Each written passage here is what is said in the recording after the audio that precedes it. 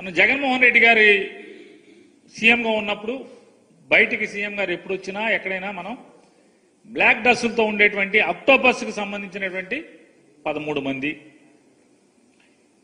వీళ్ళు కాకుండా సీఎం గారి ఇంటి సరిహద్దుల్లో అంటే ఇంటి చుట్టూ కానీ లేకపోతే ముందు కానీ ఎటుకన్నా కానీ 23 మంది, కాన్వాయ్ సీఎం గారి కాన్వాయ్కి 21 మంది డ్రైవర్లు కానీ సెక్యూరిటీ ఇన్స్పెక్టర్లు కానీ అదే ఎస్ఐలో వాళ్ళ కానిస్టేబుల్ వాళ్ళ ఏ ర్యాంక్లో ఉంటే ఆ ర్యాంక్లో కాన్వాయ్కి 21 మంది, మొత్తం 196 మంది సీఎం గారితో ఉండేటువంటి సిబ్బంది. అంటే ఆయన కేటాయించబడినటువంటి 196 మంది సిబ్బంది.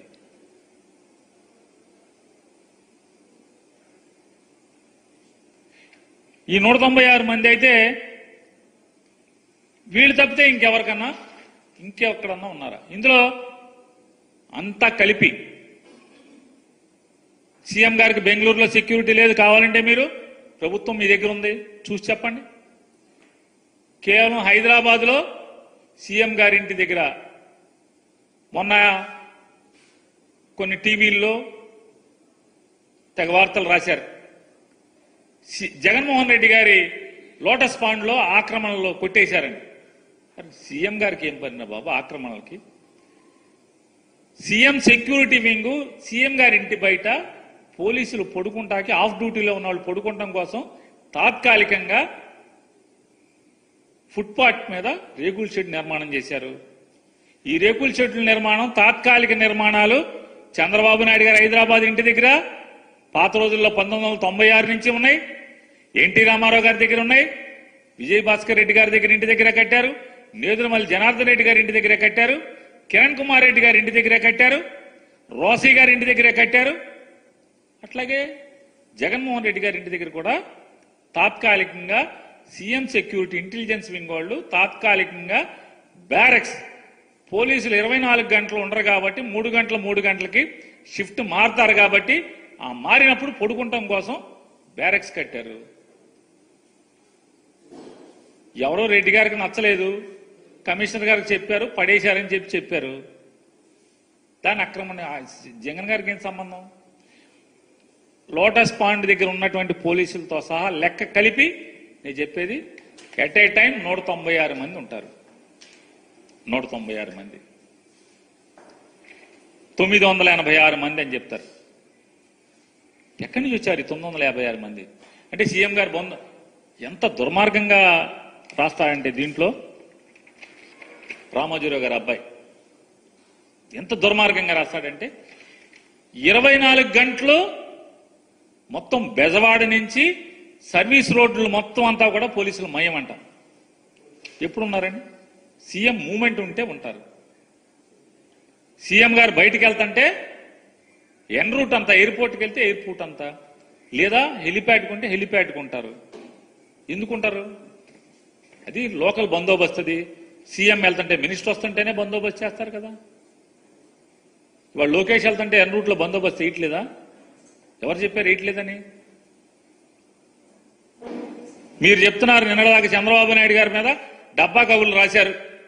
ఏమని? చంద్రబాబు నాయుడు గారు నేను వెళ్తుంటే ట్రాఫిక్ ఆపద్దన్నాడని.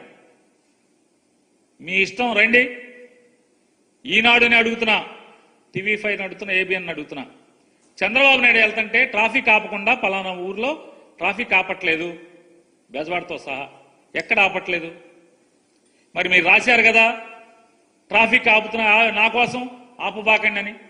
చంద్రబాబు నాయుడు గారి కారు ఏ సిగ్నల్ దగ్గరన్నా ఆగిందా? లేదా ఆ రూట్లో చంద్రబాబు నాయుడు గారి కారుతో పాటు కాన్వాయ్తో పాటు ఎవరి కార్లన్నా కానీ మోటార్ సైకిల్ కానీ వెళ్ళినాయా? ఫోటోలు టీవీలో ఏమన్నా వార్తలు చూపిస్తారా మీరు?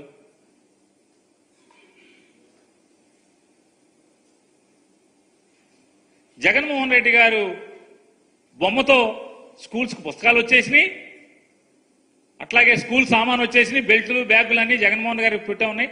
అయినా సరే ధర్మాత్ముడైనటువంటి చంద్రబాబు నాయుడు గారు అంటే ఎట్లా ఫేక్ న్యూస్ ఉంటుందో చూడండి. ఫేక్ న్యూస్ ఫ్యాక్టరీ నుంచి ధర్మాత్ముడైనటువంటి చంద్రబాబు నాయుడు గారు విశాల భావాలతో ప్రజల డబ్బు వృధా కాకూడదు, అవన్నీ కూడా పంచిపెట్టేయండి అని చెప్పాడంట. మొత్తం స్టిక్కర్లు వేసి పంచిపెట్టారు. బెల్ట్ మీద స్టిక్కర్లు, బ్యాగ్ మీద వైట్ స్టిక్కర్లు, చచ్చి చెడి మాస్టర్లోనూ డిపార్ట్మెంట్ వాళ్ళు మొత్తం స్టిక్కర్లు అతికించి పంచిపెట్టారు. ఈ ఫేక్ న్యూస్ ఫ్యాక్టరీ నుంచి వచ్చే కబుర్లు ఇవన్నీ కూడా చెప్తారు.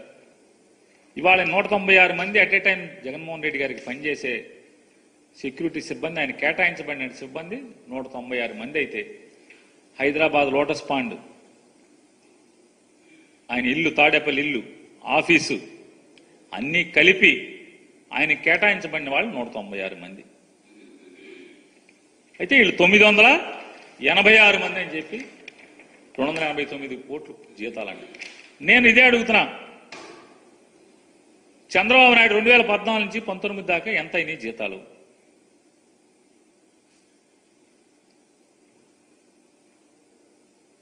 జైల్లో అరెస్ట్ అయ్యి స్కిల్ డెవలప్మెంట్ స్కామ్ లో అరెస్ట్ అయ్యి జైల్లో ఉండి రాజమండ్రి జైల్లోకి